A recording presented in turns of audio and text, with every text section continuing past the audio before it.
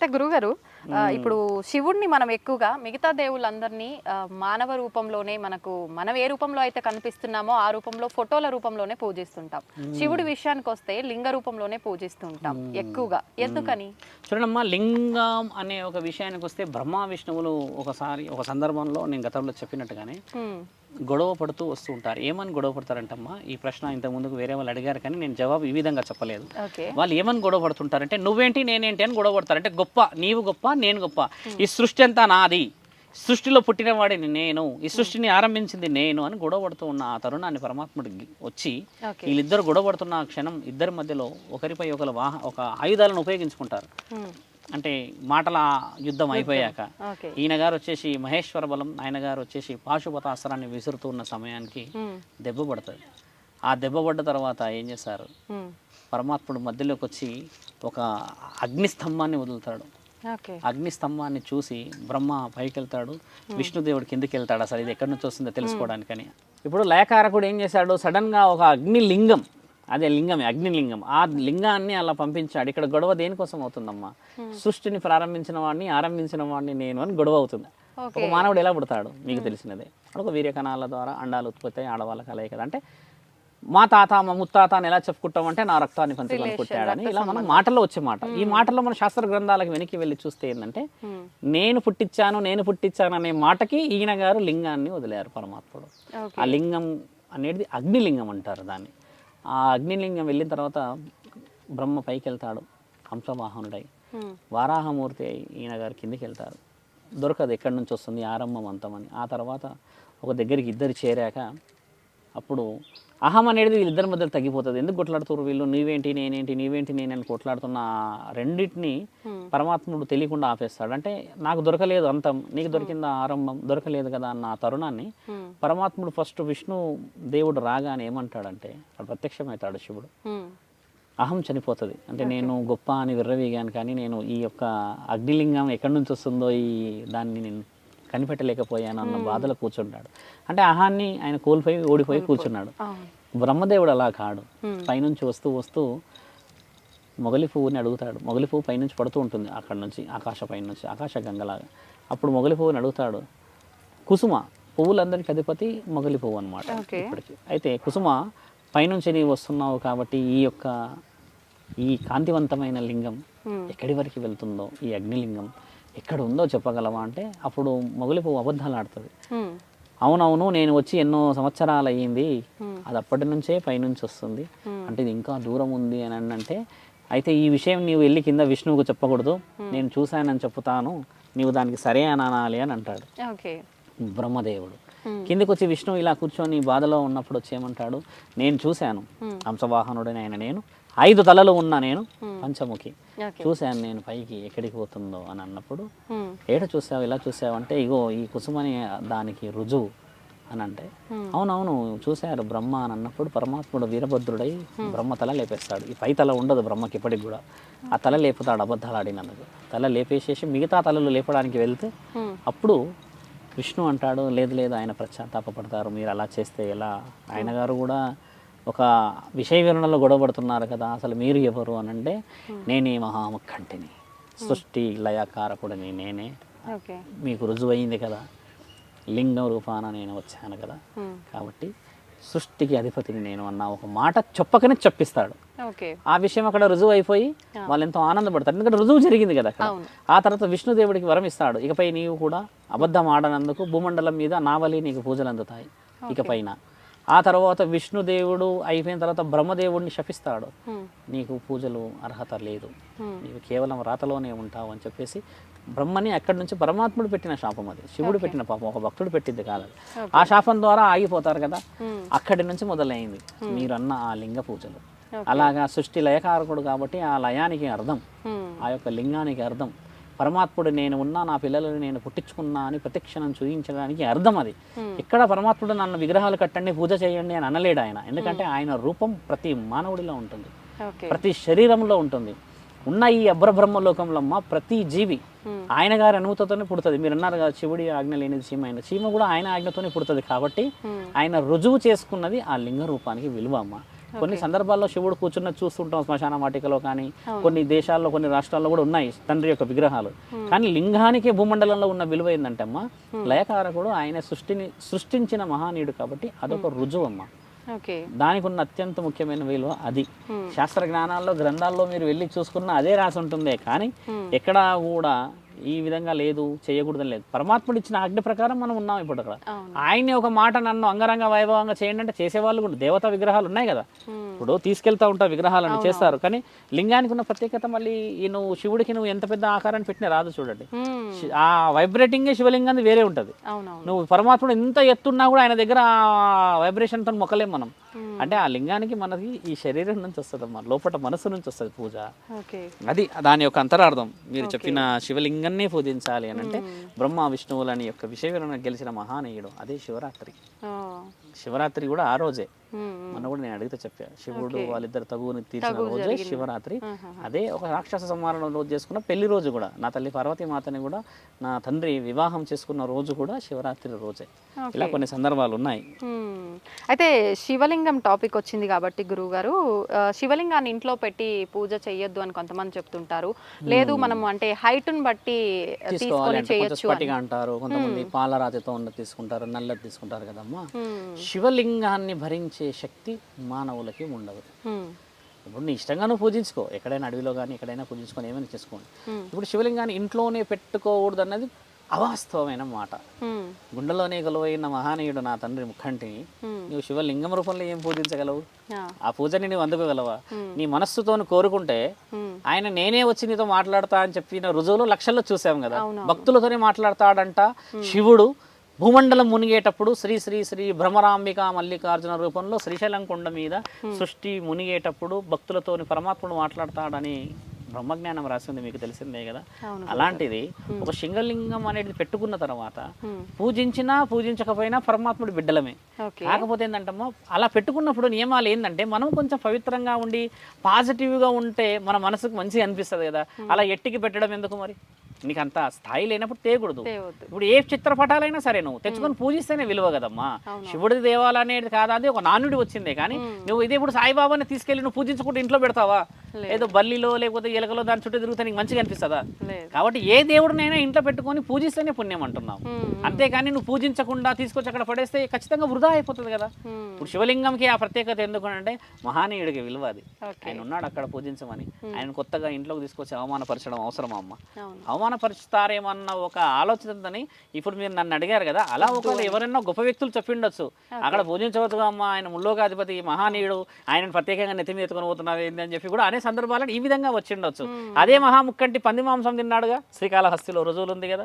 మరి ఇప్పుడు ఆయన పంది మాంసమే తిని ఒక భక్తిని ఇచ్చేసి ఈ రోజు శ్రీకాళహస్తి అని అంత పెద్ద పుణ్యక్షేత్రం, తిరుపతి పోయినవాడు శ్రీకాళహస్తి పోవాలంటారు కదా. అంత చరిత్ర రాసిన మహానీయుడు శివలింగం తెచ్చుకుంటే నీకు ఆశీర్వాదం ఇయ్యాడా? ఇస్తాడు. కానీ నీ మనస్సుని గెలవకపోతే శివలింగం కాదు సాక్షాత్ శివుడు వచ్చినా సరే నీకు ఏమీ మైండ్లోకి పోదు. మీరు అన్నట్టుగా అంతఃకరణ శుద్ధి. పరమాత్ముని గెలవాలంటే ఒక రోగిష్ఠైన గెలవగలడు. అంత శరీరం అంతా పని చేయకుండా కేవలం గుండె కూడా ఓం నమ శివాయ అని అన్నా పరమాత్ముడు వచ్చి ఆ గుండెలో చేరగలడు. అంతేగాని నువ్వు పూజ అందుతలేవని, నాకు పూజిస్తలేవని, నాకు పండిస్తలేవని ఎక్కడా ఏ శాసనాల్లో ఏ దేవుడు రాయలేడమ్మా. రాసిందల్లా ఒకటే, ఒక ఆడ ఒక మగ. అది తెలుసుకొని బతకడమే ఈ జాతిలకు విలువ. మాట్లాడితే 5 జాతులు ఉన్నాయని శాస్త్రజ్ఞానాలు రాశాయిగా. ఆడామగ అంటే సమానం అని అంటున్నారు కదా గురుగారు, ఆడామగ అని భేదం ఏంటి? ఆడామగ అనడానికి భేదం ఏంటంటే లయకారకుడు 2 విషయాలు చెప్తూ ఉంటాడు మనకి. మీరు ఆడామగ అన్న విషయాన్ని నేను చాలా స్పష్టంగా చెప్పాలి నీకు. మంచి బలమైన ప్రశ్న. ఓ మహానీయుడు ఏం చేశాడు నా తండ్రి పరమాత్ముడే, ఓ అడవిలో ఇలాంటి ఓ పెద్ద మర్రి చెట్టు దగ్గరే కొన్ని పండ్లు ఇలా ఇప్పుడు చూసాం మనం, పండ్లు ఉన్నాయిగా. ఈ పండ్లకి ప్రతిరోజు సాయంత్రం వచ్చి ప్రాణం పోసేవాడు. ఆయన ప్రాణం పోస్తూ పోస్తూ పోస్తూ పోస్తూ 2 శక్తులని సిద్ధం చేశాడు. ఒక 2 ఆత్మలను సృష్టించి, మొదట ఈ శరీరం ద్వారా ప్రాణాలు లేవు మనకి. మీరు వినిండవచ్చు కదా, ఆడామ్ అండ్ యాపిల్ అని కొన్ని స్టోరీస్ ఉంటాయి. అలాంటి స్టోరీలో ఉన్న అంతరార్థం చెప్తున్నా మీకు. అలా పరమాత్ముడు ప్రతిరోజు సాయంత్రం సంధ్యావేళలో వచ్చి ఒక పండుగ ఇలా ఆత్మని పోసి వెళ్ళేవాడు అనమాట. ఆత్మలింగ రూపంలో ఒక శక్తిని ఇచ్చిపోయేవాడు. వాళ్ళకి ఏం చెప్పేవాళ్ళు?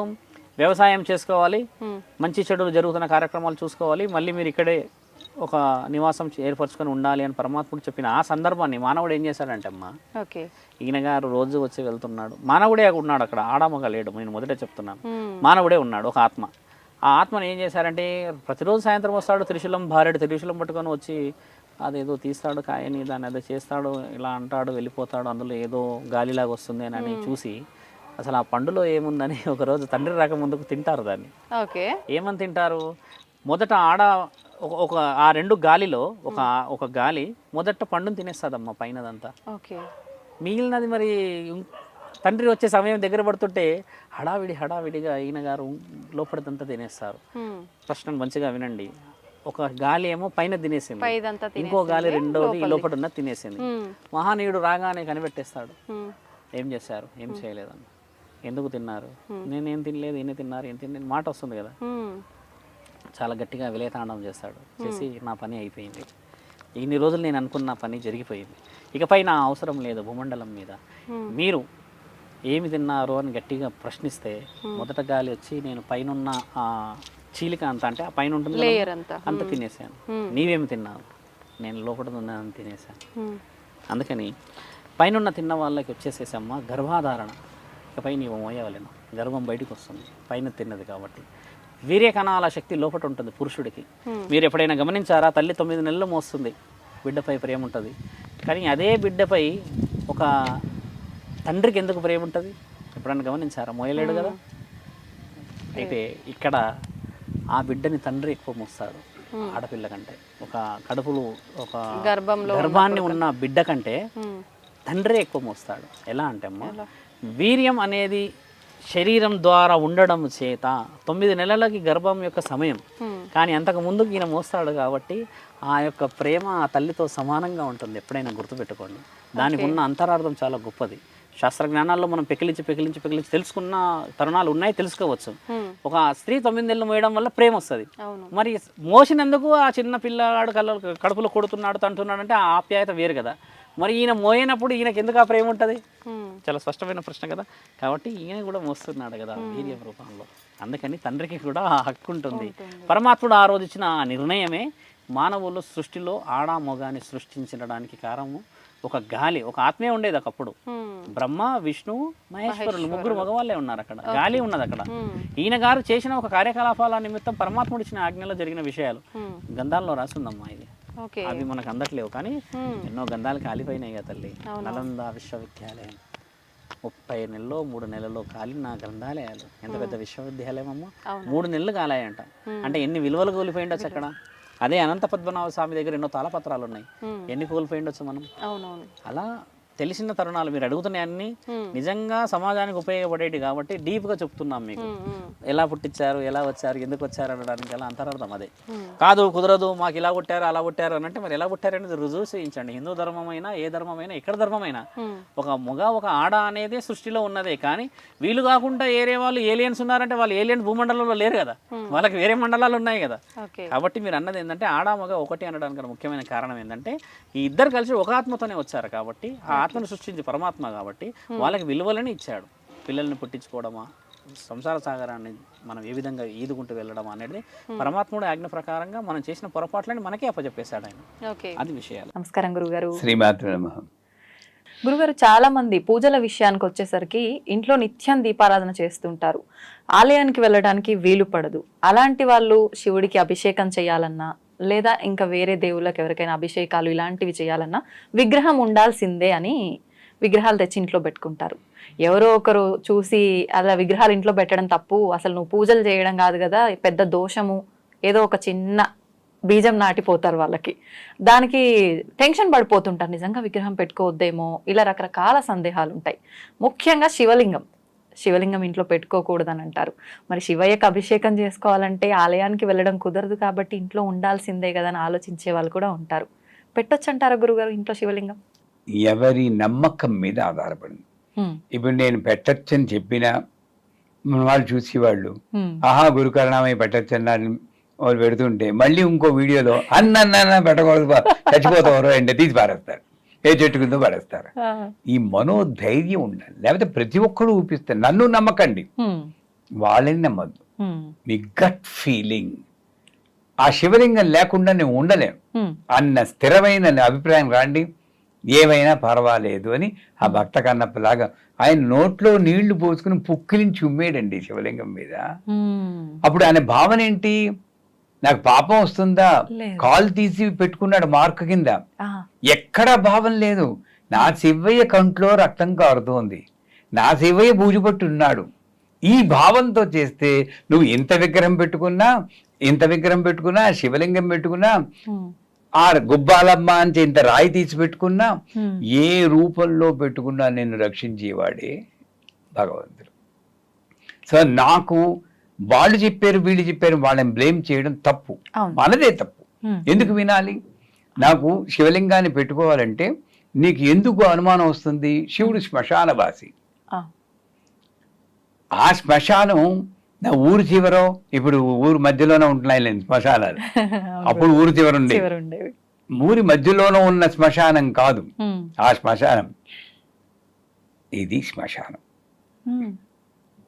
దేహంలో ఇది మేర అంటారు, అందుకే విభూతి పెట్టుకుంటాం. అంటే ఏమిటి, ఎప్పుడైనా ఇలా అయిపోవాల్సిందే నేను, ఎవరైనా సరే. అది నాకు గుర్తు తెస్తున్నాడు, వీడే శివుడు, భూత భవిష్యత్ వర్తమాన కాల రూపంలో ఉన్న త్రినేత్రుడే శివుడు. ఎక్కడున్నాడు శివుడు అంటే శ్మశానం అంటే ఇది కాదు, అది కాదు, ఇది. అది అర్థం చేసుకుంటే నాకు భయం ఉండదు. చెప్పేవాడు శ్మశానంలో ఉన్నాడు, కోపంతో గంతులు వేస్తూ ఉన్నాడు, మనకి భయం శివుడు అంటే. పోనీ మీరు చెప్పారు ఆలయానికి వెళ్తున్నారని, అక్కడ కూడా వెళ్ళకపోతే ఆయనకైనా కోపం వస్తుందని వెళ్ళి వాళ్ళు చాలా మంది ఉంటారు. వెళ్ళాక ఆ ప్రసాదాన్ని మళ్ళీ ఇంటికి తీసుకురాకొద్దా? నిజమైన గురుగారు అంటూ చెప్తున్నాను. ఆకోదట్టా అన్నాను కానీ ఆకోదు అనలేదు. ఆ వివు తెల్ల పువ్వు ఏదో ఇస్తారు, ఇస్తే మరి ఇంటికి తీసుకురాకూడదు అనుకుంటున్నారు మనం. ఇంటికి తీసుకొస్తే అశుభం, శ్మశానం. అది తీసుకెళ్లి నందీశ్వరుని పెడతాడు. అంటే వాళ్ళు పోయినా పర్లేదు, సాడిస్టిక్ ఫీలింగ్ కదా, లాజికల్ గా ఆలోచించాలి. నువ్వు ఏం చేయాలి, తీసుకెళ్ళి బయట పడేయాలి. నంది మీద పెడితే ఆయన ఇవ్వాలి పాపం, అది ఏం చేయదంటే ఇంటి బయటకెళ్ళి మరి ఎటు చూసినా నువ్వు మనం చేసేది ఎక్కడో ఫాల్ట్ ఉంది. అంచేత ఇక్కడ ప్రాబ్లం ఏంటంటే ఇంట్లో చేసుకుంటున్నానా, వీధిలో చేసుకుంటున్నానా, ఆన్లైన్లో చేసుకుంటున్నా, అది కాదు ప్రాబ్లం. శివుడు అంటే నాకున్న కాన్సెప్చువల్ ప్రాబ్లం, ఇది మా మూలం. దీనికి ఎవరూ కర్తలు కాదు, మనమే కర్తలు. శివుడు శ్మశానవాసి. శివలింగము అనేది తాంత్రికంగా వేరే అర్థాలు ఉంటాయి, కొన్ని చోట్ల కొన్ని చెప్తారు. అంటే ఆడవాళ్ళు శివలింగాన్ని ముట్టుకోకూడదు, అది పరపురుషోత్త సమానం, అలా ఇస్తారు నిర్వచనాలు. దాని గురించి మనం వెళ్ళకూడదు, తిట్టేస్తారు. అందుకని అలా చెప్పి శివలింగాన్ని ముట్టుకోకూడదు అంటారు. అసలు ఇంకొంతమంది శివలింగానికి అభిషేకం చేయకూడదు, రుద్రం చదవకూడదు, ఆడవాళ్ళు ఏం చేయకూడదు. ఇదేదీ కాదు. ఒకవేళ నిజంగా అదే నిజమైన ఏదైతే అవుతుంది, నేను ఆ శివయ్యకి అభిషేకం చేయకుండా ఉండలేను అని చిన్న శివలింగం తెచ్చుకోను.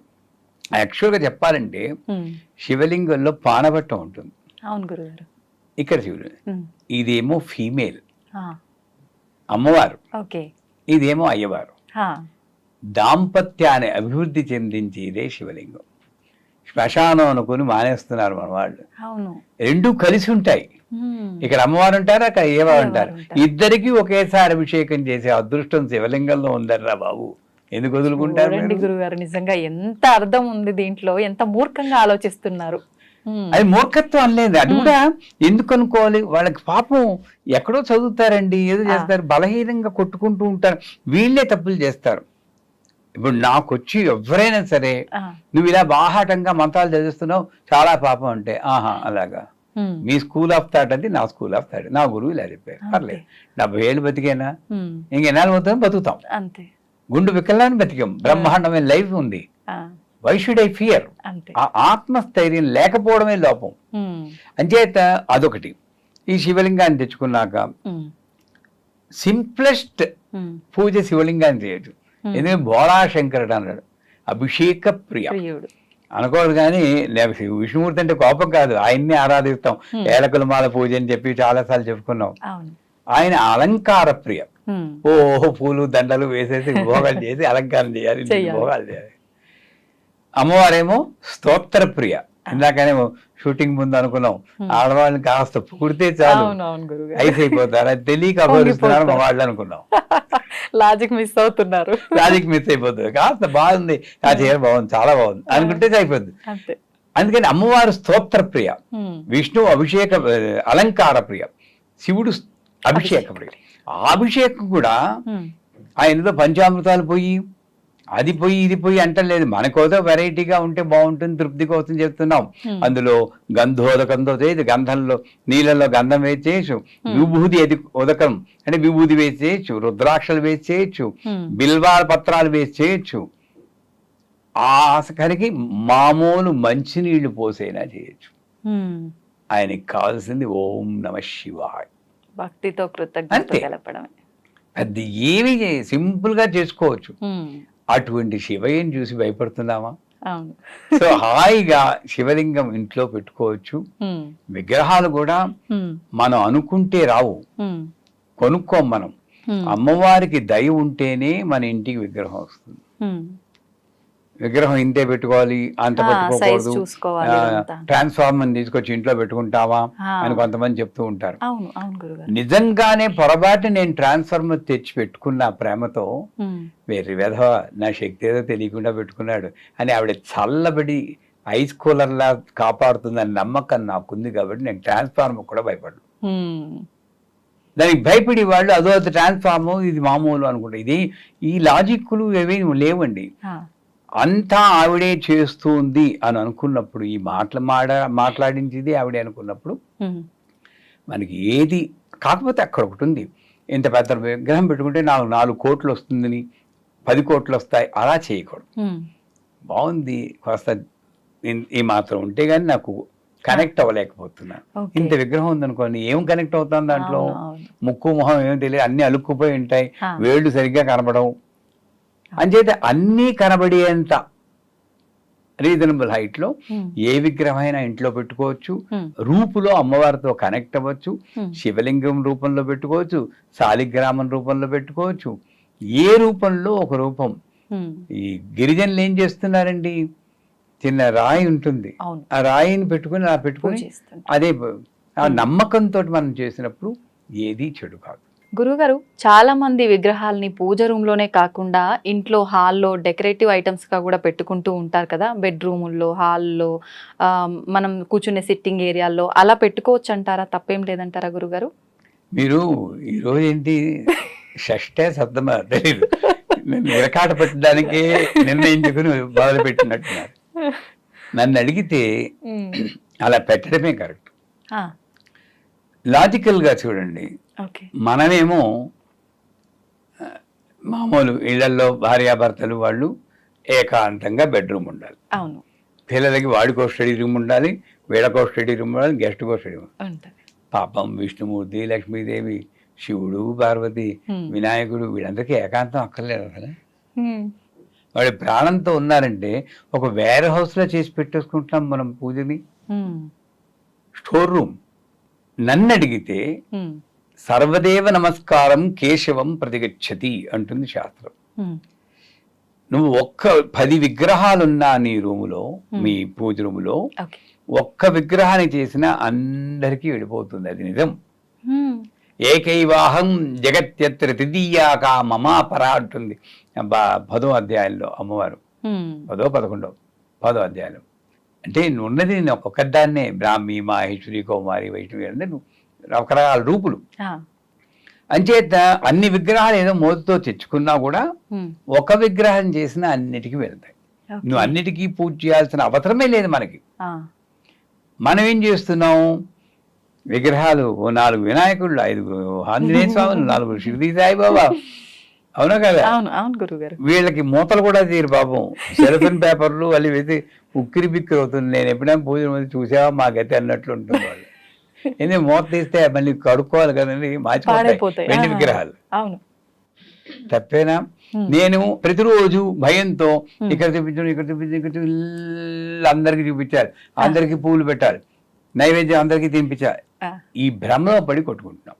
అందుచేత మీరు అడిగింది మంచి ప్రశ్న. నన్ను అడిగితే పూజ రూమ్ అంతా కొంచెం ఖాళీ చేయండి, చేసి ఒక్క విగ్రహం మీకు నచ్చిన విగ్రహం, కులదైవం అంటూ ఉంటారు, వెంకటేశ్వర స్వామి, దుర్గాదేవి, వాళ్ళని పెట్టుకోండి, ఓ దీపం పెట్టుకోండి. మీకు దీక్ష ఇచ్చిన గురువుగారు ఉంటే ఆ గురువుగారు ఫోటో పెట్టుకోండి. మిగతా విగ్రహాలన్నీ వీళ్ళందరినీ పిల్లల రూముల్లోనూ, పిల్లలు మీ ఇంట్లో పిల్లలు ఉంటారు, వంటింట్లో ఉండాలి. వంటింట్లో కూడా ఓకే. అక్కడ సమయపుర అమ్మ అని ఒక అమ్మవారు ఉన్నారు, ఆవిడ అక్కడ ఉంటే చాలా మంచిట, అగ్ని జ్వాలలా ఉంటుంది, అక్కడ చైతన్యవంతమైన ఫుడ్ తయారవుతుంది అంటారు. ఏదైనా సరే అన్నపూర్ణేశ్వరి విగ్రహాన్ని అక్కడ పెట్టుకోవాలి, ఆవిడ రక్షణ వల్ల అమృతం అవుతుంది. సరస్వతీదేవి విగ్రహాన్ని మన పిల్లల రూపంలో పెట్టుకోవాలి.